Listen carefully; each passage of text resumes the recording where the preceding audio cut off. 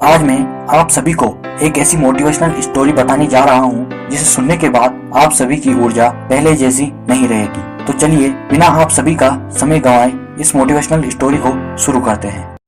एक गांव में दो भाई रहते थे। एक भाई का नाम सुरेश था जबकि उसके दूसरे भाई का नाम रमेश था। सुरेश रमेश से 2 साल बड़ा था, इसीलिए रमेश सुरेश को बड़े भाई के नाम से बोला करता था। और साथ में दोनों भाइयों को फिट रहने तथा दौड़ने का शौक था।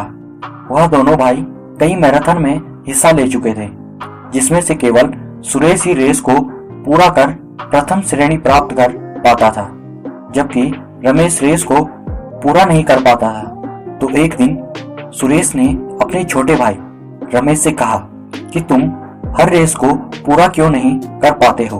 तो रमेश ने उत्तर दिया कि मैं क्या करूं, मैं रेस को पूरा करना तो चाहता हूं, पर मैं उस रेस को पूरा कर ही नहीं पाता हूं। बस यही कारण है कि मैं आज तक किसी भी रेस को पूरा नहीं कर सका हूं। तो सुरेश ने अपने छोटे भाई रमेश से कहा कि क्या तुम मेरे साथ दौड़ना चाहोगे। तो रमेश ने पहले तो कुछ कहा ही नहीं, क्योंकि उसके माइंड में यही चल रहा था कि मैं रेस पूरी कर पाऊंगा कि नहीं। तो यह सोचते सोचते उसने बड़ी मुश्किल में हाँ कह दिया और अब दोनों भाई दौड़ने के लिए तैयार थे। दोनों भाइयों ने एक साथ दौड़ना शुरू किया। अब हर रोज की तरह सुरेश ने प्रथम श्रेणी कर रेस को पूरा कर दिया तथा रमेश हर रोज की तरह इस रेस को भी पूरा नहीं कर पाया। सुरेश तो खुश था कि उसने यह रेस पूरी कर इस रेस में प्रथम श्रेणी प्राप्त की है, जबकि रमेश उदास होकर वहां से चल दिया और अपने बगीचे में बैठकर गुस्से में आकर पेड़ की पत्तियां तोड़ने लगा। अब सुरेश को एहसास हुआ कि वह तो अपने छोटे भाई को उस रेस में जिताना चाहता था, लेकिन मैंने तो उसे उदास करके भेज दिया। सुरेश अब अपने छोटे भाई रमेश को ढूंढने गया कि तभी उसने अपने छोटे भाई रमेश को बगीचे में बैठकर पेड़ की पत्तियां तोड़ते देखा। वह अपने छोटे भाई रमेश के पास जाकर उसे मनाने की कोशिश करता है। आखिरकार 2 घंटे मनाने के पश्चात रमेश फिर से खुश हो जाता है। तब सुरेश अपने छोटे भाई रमेश से कहता है कि मेरे भाई, तुम्हें ऐसा क्यों लगता है कि तुम रेस को पूरा नहीं कर पाओगे। तो इस समय रमेश चुप रहकर अपने बड़े भाई सुरेश को उसके पूछे गए प्रश्न का जवाब देता है। सुरेश फिर अपने छोटे भाई रमेश को कहता है कि अगर तुम किसी भी चीज को करने की ठान लो तो तुम्हें उस चीज को करने से पूरी दुनिया भी नहीं रोक सकती है मेरे छोटे भाई। और अगर तुमने ये ठान लिया है कि तुम रेस को पूरी जरूर करोगे तो तुम्हें उस रेस को पूरा करने से कोई भी नहीं रोक सकता है मेरे छोटे भाई। बस तुम्हें ये मानना है कि मैं आज इस रेस को अवश्य पूरा कर सकता हूँ। बस इतना कहते ही सुरेश वहाँ से चला गया। अब रमेश को खुद पर शर्मिंदगी महसूस होने लगी और उसे एहसास होने लगा और साथ में वह सोचने लगा कि ऐसा तो मैंने पहले कभी सोचा ही नहीं था कि मैं भी रेस को पूरा कर सकता हूँ। यह सोचते ही अब रमेश ने भी ठान लिया कि चाहे अब कुछ भी हो जाए वह अगली बार आने वाली रेस को अवश्य पूरी करेगा। अब आखिरकार वह दिन आ ही गया जब वह रेस होने वाली थी।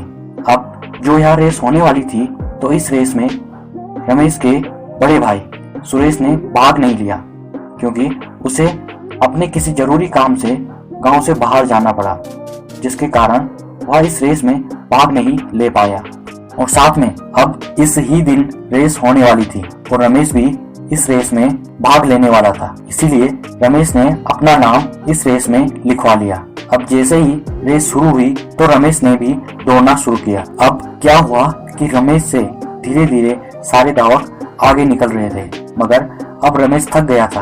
वह पहले रुक गया, फिर उसने खुद से बोला, अगर मैं दौड़ नहीं सकता हूँ तो कम से कम चल तो सकता हूँ। और यह कहकर उसने ऐसे ही किया। अब रमेश धीरे धीरे चलने लगा, मगर वह आगे जरूर बढ़ रहा था। अब रमेश बहुत ज्यादा थक गया था और साथ में वह अब नीचे गिर पड़ा। उसने फिर से खुद से बोला कि वह कैसे भी करके आज इस दौड़ को पूरी अवश्य करेगा और वह अपनी जिद करके वापस उठा और अब वह लड़खड़ाते हुए आगे बढ़ने लगा और अंततः वह रेस पूरी कर गया। तो दोस्तों, माना कि वह रेस हार चुका था, लेकिन आज उसका विश्वास चरम पर था, क्योंकि आज से पहले वह कभी भी किसी भी रेस को पूरा नहीं कर पाया था। हालांकि उसके पैरों की मांसपेशियों में बहुत खिंचाव हो चुका था, लेकिन आज वह बहुत खुश था, क्योंकि आज वह हार कर भी जीत गया था। तो मेरे प्यारे भाई और बहनों, हम भी तो इसी तरह की गलतियां करते रहते हैं अपनी लाइफ में, और अगर हमें कभी भी कोई परेशानी होती है तो हम उस काम को ही नहीं करते हैं और छोड़ देते हैं।